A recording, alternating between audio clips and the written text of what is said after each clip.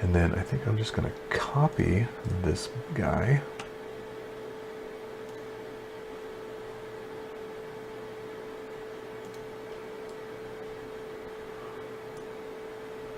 And move him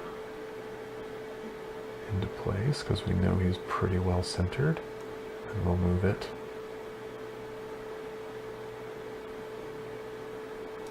just past.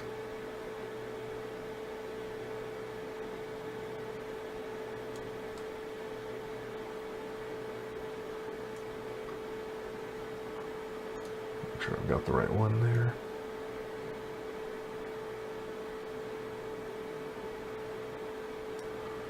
And like that. Now you see, oh, okay, it looks like we're not connected on the inside over here. Hold on.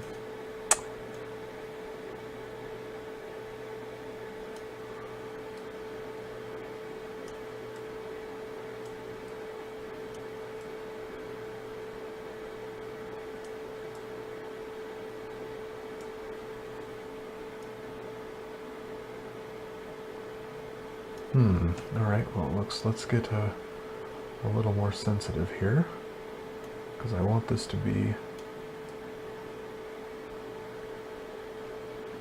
as even as possible. It doesn't, we don't have to, we're not going for sheer perfection, but it certainly needs to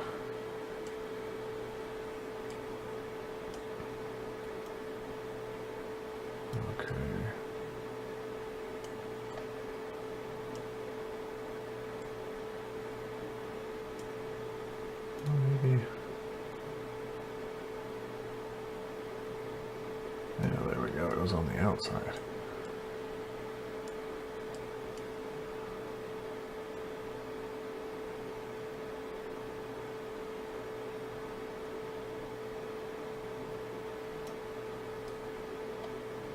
No, that's not going to work.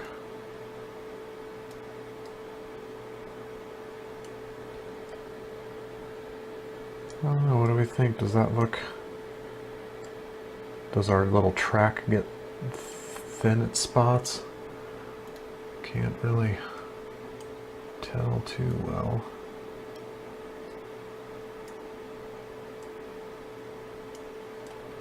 I think it does get thin in there, so we gotta fix this one.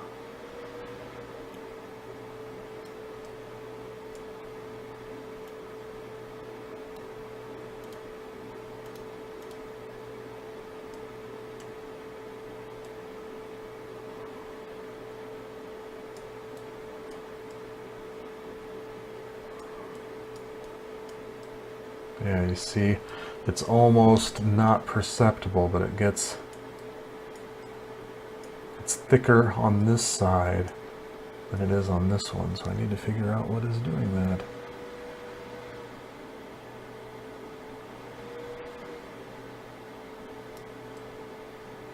Yeah, see, that's not going to work because it's not even connected anymore. So is it this one? There we go. Now, I think...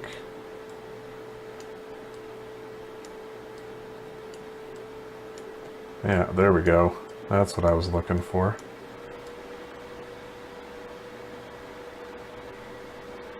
Okay, and then I think, just for the sake of argument,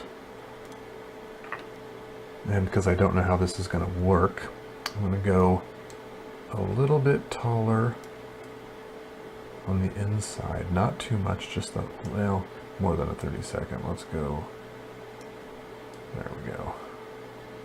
Like that.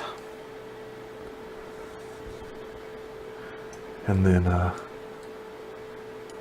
yeah, I think that'll do it. I think we've got the connection we want all the way around. Everything appears to be the same thickness. Yep, I like it. And it'll either work or be a horrible, horrible failure, and I'll do this again. So yeah, so with the measurement I took of the can, I've made this test ring. This one shouldn't be too bad. We'll pop into Cura and after I export it and turn it into an STL so we can print it up. And then, so basically what'll happen is if this one works and the can top fits right inside that groove, I can use this exact ring as my standard for, well, I mean, not even as the standard, I'll just build it up and turn it into the widget that I'll actually use to, it'll mount onto the can, and then inside of that, the Piranha Plant bouquet will actually secure into this. Like, it'll be a kind of a funky contraption, but I like it, and it'll be kind of an all-in-one deal.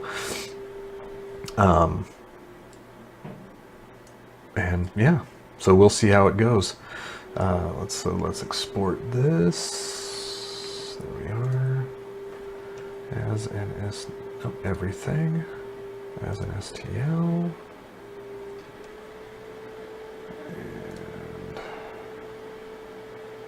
And perfect. Okay, I will see you in Cura. Okay, so loaded up into Cura. It looks like on its own it's going to take an hour and a half. So that's not too bad. It's not fantastic, but it's not too bad. It'll be a good test. Let's see here. Do we have any blatant weirdness? No, it looks like there's going to be some. But that is to be, you know, you can't win them all. If it becomes a problem, I will address it, but I don't think it should be. I mean, they're right next to each other, so.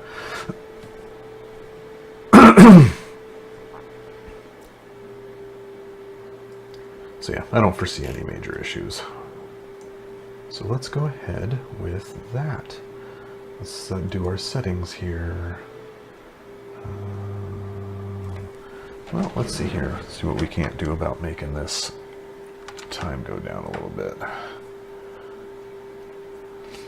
0.3 layer height. Yeah, see, that already took a half hour off just doing that.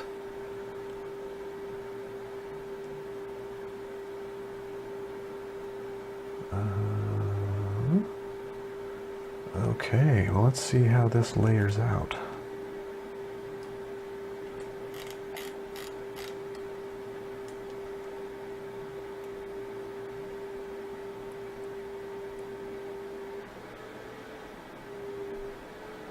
Yeah, I didn't think so. We're dealing with since we're dealing with tolerances so small, I'd really have to mess with things in order to get it to, you know, for like the infill to even matter, because with the wall thicknesses and everything, it's like, it's just filling it in solid, which is fine. That'll be a good base, and it'll only take an hour to print up. So I think we've got a winner.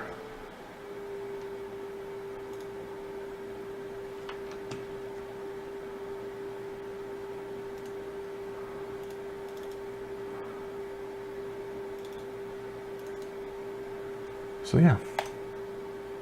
All right. So all we got to do now is print it out. And I'll take some pics of that, and then we'll test it.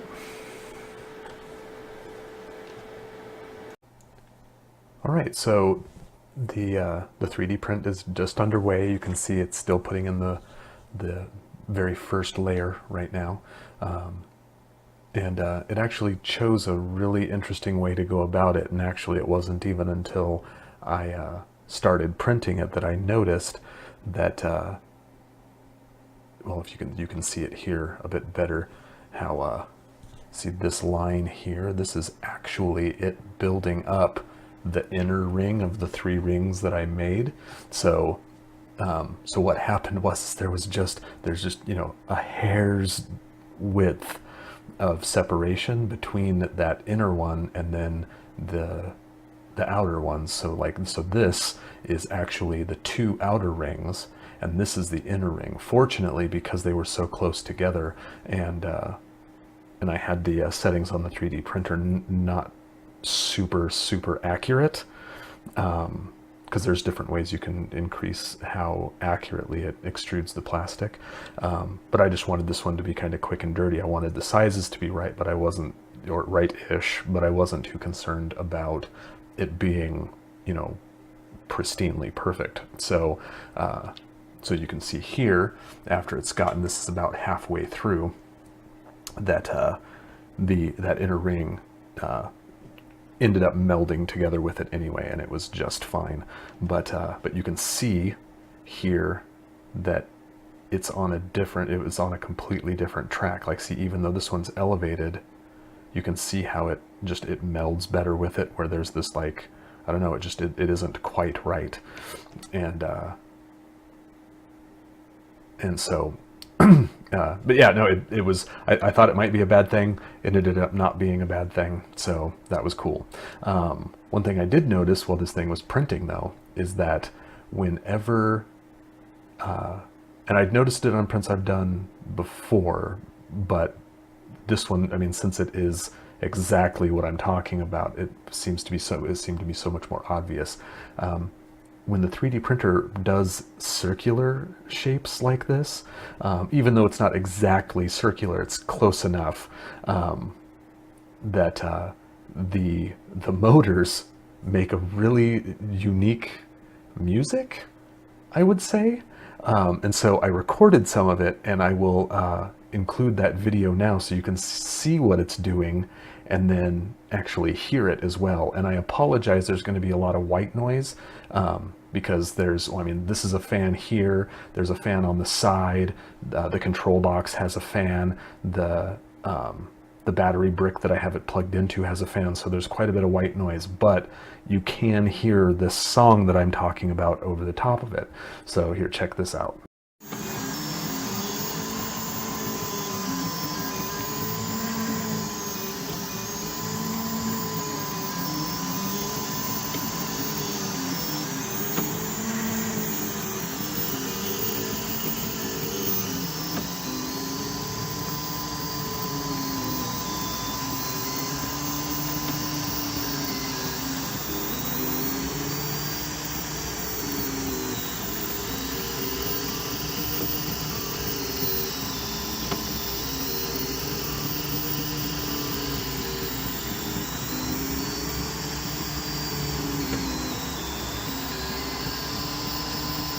So yeah, anyway, I thought that was pretty interesting. But yeah, so even though it had that little potential problem, which it ended up not being a problem, I wasn't too worried about it, so I let it finish off the print. You can see here, and it shows a little bit better in this photo, how I had that inner lip taller than the outer one, and then you can see in there the little groove that the can will hopefully fit into. So, but anyway, yeah, that's it. That is the finished design. I can't remember as of doing this video exactly how long it took. I know I wrote it down, so I will include that somewhere as a timestamp here on the screen somewhere before I move on. But it wasn't too bad. It didn't take very long at all. I mean, it's a very simple thing, but it's actually really sturdy, because since it's so small, it didn't have to do a whole lot of hollowing. Anyway, so that's it. That's the ring test, and we'll find out if it fits on the can, and if it does, we will move on from there.